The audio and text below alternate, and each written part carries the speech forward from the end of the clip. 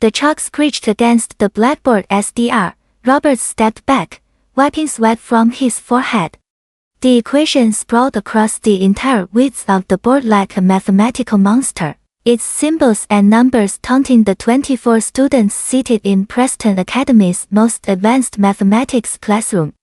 "This equation," Dr. Roberts announced, his voice carrying a mixture of challenge and desperation, "has stumped some of the brightest minds in our field. Your assignment today is simple. Solve it." Jake Miller, the golden boy of Preston's math department, shot up from his seat. His confidence radiated through the room as he grabbed a piece of chalk. For 15 minutes, he scribbled formulas, erased sections, and started over. His face grew redder with each failed attempt. "I don't understand," Jake muttered, stepping away from the board. "The variables keep changing." One by one, other top students tried their luck. Emma Watson, the valedictorian candidate, lasted 12 minutes before surrendering. Tom Bradley, who had won 3 state math competitions, threw his chalk down in frustration after 20 minutes of futile calculations. Dr. Roberts' patience was wearing thin as the clock ticked toward the end of class. In the back corner of the classroom, Maya Chan sat quietly, her dark eyes scanning the equation with growing understanding. The solution crystallized in her mind like pieces of a puzzle falling into place. Her hand twitched, wanting to rise, but memories held it down. Last month's science fair flashed through her thoughts. She had presented a breakthrough in renewable energy, only to watch the judges dismiss her work without proper consideration.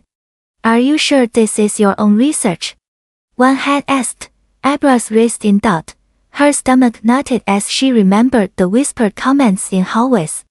She probably had help. Her parents must have done it. There's no way she figured that out alone. Maya's fingers drummed silently on her desk. She knew the answer, could see it clearly, but raising her hand meant exposing herself to more scrutiny, more doubt. Her heart pounded as she watched her classmates struggle. Should she speak up and risk another humiliation, or stay silent and let the moment pass? The internal battle raged as precious seconds ticked away. Maya's hand trembled as it slowly rose above her head. The classroom buzzed with frustrated whispers from failed attempts, but she kept her arm steady, waiting. Dr. Roberts paced near the board, muttering about impossibly complex variables. "Dr. Roberts," Maya called softly, her voice barely cutting through the noise. He glanced over, distracted. "Not now, Maya. This equation requires advanced theoretical knowledge." "But sir, I think I can, Maya, please." He waved dismissively. "Let the others work through this first." Heat flashed through her cheeks, but something deeper than embarrassment sparked inside her. Maya stood up, her chair scraping against the floor. The sound silenced the room. "I know how to solve it," she said, her voice stronger now. Dr. Roberts paused, chalk halfway to the board. "Maya, this isn't the time for give me 2 minutes." She walked toward the front, her sneakers squeaking on the polished floor. "Just 2 minutes."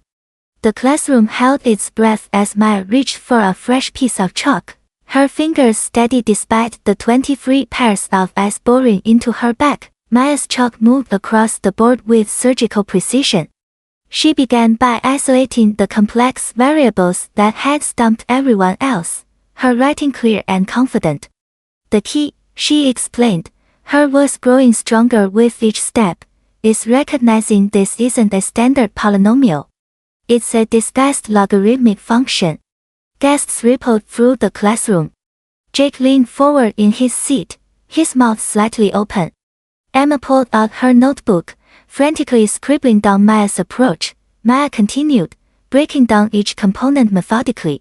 "See here. When you apply the chain rule to this section, then substitute using L'Hopital's rule." Her chalk danced across the board, transforming the intimidating equation into manageable pieces. "That's impossible," whispered Tom from the third row, but Maya kept working, her mathematical reasoning flawless. She cross-referenced her work, double-checked her calculations, and within 8 minutes, she had arrived at the solution. The final answer sat elegantly at the bottom right corner of the board. Silence stretched through the room like a held breath. Dr. Roberts stepped closer to the board, his eyes scanning Maya's work line by line. His face shifted from skepticism to surprise to something approaching awe. This is absolutely correct, he whispered, his voice filled with disbelief and growing respect. Jake's chair squeaked loudly as he stood up, his face flushed with embarrassment and anger. There's no way she figured that out on her own, he declared, pointing at Maya. Someone must have helped her beforehand. Maya turned to face him, her chin raised with quiet dignity. I solved it step by step, right here in front of everyone. You watched me do it. Come on, Jake scoffed.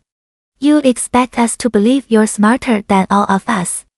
I expect you to respect the mathematics, Maya replied calmly, her voice unwavering. Emma suddenly stood up. Jake, stop it. We all saw her work through the problem. Tom nodded slowly. Her solution is brilliant. I couldn't have thought of that approach. Sarah Kim, Maya's friend, crossed her arms. Maybe instead of questioning her intelligence, you should question your assumptions. One by one, other students began murmuring agreement. Jake looked around the room, realizing his support was crumbling. Dr. Roberts stepped forward, his expression serious. That's enough, Jake. Maya earned this moment through her exceptional mathematical ability. Principal Davis entered the classroom after Dr. Roberts called the main office. She listened carefully as the situation was explained, her expression growing more serious with each detail. Maya, Principal Davis said, extending her hand, congratulations on this remarkable achievement. Your solution will be submitted to the State Mathematics Board. She turned to address the entire class. This incident highlights something important. Talent and intelligence come in many forms, and we must never let our biases cloud our judgment.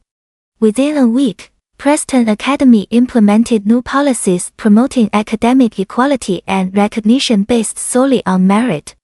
Maya's photograph was placed in the Mathematics Hall of Honor, and she was invited to represent the school at the regional competition. Standing before her locker days later, Maya smiled as younger students approached her for help with their homework. Her confidence had returned stronger than before, and she realized her success was opening doors for others who had been overlooked. The equation that had stumped Preston's top minds became the catalyst that changed not just Maya's life, but the entire culture of the academy.